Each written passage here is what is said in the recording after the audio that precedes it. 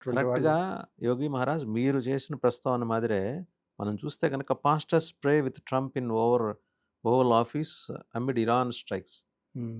యుద్ధానికి ముందరే ఆయన పాస్టర్లందరినీ తీసుకొచ్చి వైట్ హౌస్‌లో కూర్చోబెట్టి ప్రార్థన చేసి మీరన్నారు చూసారా జస్టిఫికేషన్. హ్మ్. ఇదే ధర్మం హ్మ్. అని. యుద్ధం ఇరాన్ మీద ఇరాన్‌లో ఉన్న మతశాంత పాలనకు సంబంధించిన అది వేరే అంశం. బట్ యుద్ధం ఇంకో దేశ సార్వభౌమాధికారాన్ని హరించే ప్రయత్నం చేస్తూ జస్టిఫై చేసుకోవడానికి ఇది దేవుడి ఆదేశం. నేను దేవదూతని అనే పద్ధతిలో ఆయన చేసుకుంటూ వచ్చాడు. ఫర్దర్‌గా పోపు అభ్యంతరం చెప్పారు. Pope Leo. ఆయనే ఇటలీ ఏతర పోప్. యూఎస్ నుంచి వెళ్ళారు. ఆ అభ్యంతరం చెప్పి యుద్ధం వద్దు, జీసస్ ఎప్పుడు చెప్పలేదు. ఆయన శాంతి కాముకుడు, శాంతి దూత. అంటే ఆయన్ని క్రిటిసైజ్ చేస్తూ Pope Leo is week on crime and terrible for foreign policy అన్నమాట అన్నాడు.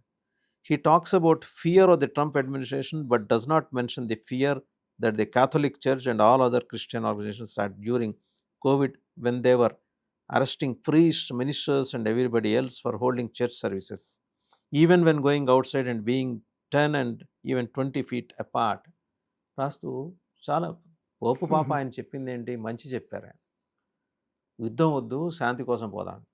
అది అయిపోయిన తర్వాత తనను తాను జీసస్గా ఆయనే భావించేసి గ్రాఫిక్స్లో రోగగ్రస్తుడైన ఒక వ్యక్తిని ఇలా తాకుతారు కదా, జనరల్గా పాస్టర్స్ తాకి హీలింగ్ చేస్తారు కదా, చేసి పక్కన డాక్టర్లు నర్సులు ఇలా అబ్బురంగా ఆయన ఒక చూస్తున్నాడు. ఈ ప్రకోపం అంతా దేనికి సంకేతం? మన పురాణ ఇతిహాసాల్లో కూడా ఇవన్నీ చూస్తుంటాం మనం. ఎవరైతే రాక్షసత్వం నిండిపోయినప్పుడు వాళ్ళకి ఏమనిపిస్తుందంటే మూర్ఖత్వం పెరుగుతుంది. ధార్మిక జీవనం చేసేవాళ్ళు వాళ్ళకి రాక్షసులుగా కనపడతారు. అంటే మంచి వాళ్ళందరూ కూడా రాక్షసులుగా కనపడతారు. అదే స్థాయికి ఇప్పుడు ట్రంప్ కూడా వచ్చినట్టుగా అనిపిస్తుంది. నేను పీస్ ప్రెసిడెంట్‌నని మొదలుపెట్టి పీసెస్ చేస్తూ పోతున్నాడు. There is no peace, he want to do pieces.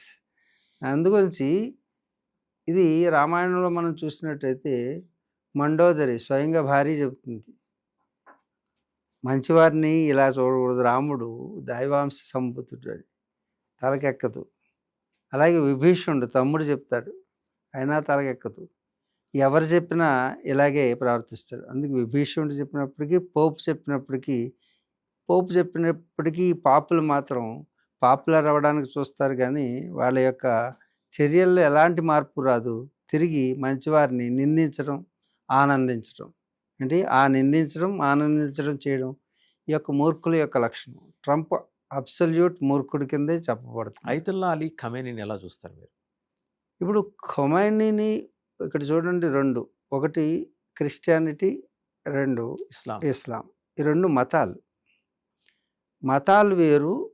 మతాలంటే ఒక వ్యక్తి యొక్క అభిమతాన్ని, చాలాసార్లు చెప్తున్నాను మీకు, మతం అంటే ఒకే వ్యక్తి తన అభిమతాన్ని అక్కడ ఉన్నటువంటి వ్యక్తులను కొందరిని ప్రభావితం చేసి వారు ఆచరిస్తున్నటువంటి గత ధర్మాన్ని వదిలిపెట్టి ఇతను చెప్పే మాటలకి లోబడి దాన్ని ఫాలో అయితే అది అభిమతాన్ని ఒక సామూహికమైనటువంటి ఒక సమూహం అనుసరిస్తే దాన్ని మతం అంటారు.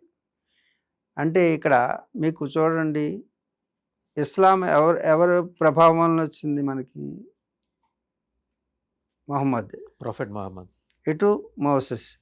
వీళ్ళిద్దరూ ఏం చేశారంటే అప్పటి వరకు ఉన్నటువంటి ఈ యొక్క సనాతనీయులను అందరినీ కూడా, అంటే విగ్రహారాధన చేసేవాళ్ళు, ప్రకృతి ఆరాధన చేయడం సనాతనం. అన్ని ప్రపంచం అంతా కూడా సనాతన ధర్మం ఉండేది. ఉన్నప్పుడు వీళ్ళిద్దరూ ఏం చేశారు? కొత్త దేవుణ్ణి సృష్టించారు. కొత్త మతాన్ని, అభిమతాన్ని సృష్టించడానికి ఒకరు కొండ మీదకి వెళ్ళి ఒక 10 ఆజ్ఞలను తీసుకొచ్చి రాతి మీద రాసుకుని ఇది దేవుడు నాతో మాట్లాడాడు అని ఒక మతాన్ని తయారు చేశారు. అది క్రిస్టియానిటీ, 10 కమాండ్మెంట్స్ ద్వారా.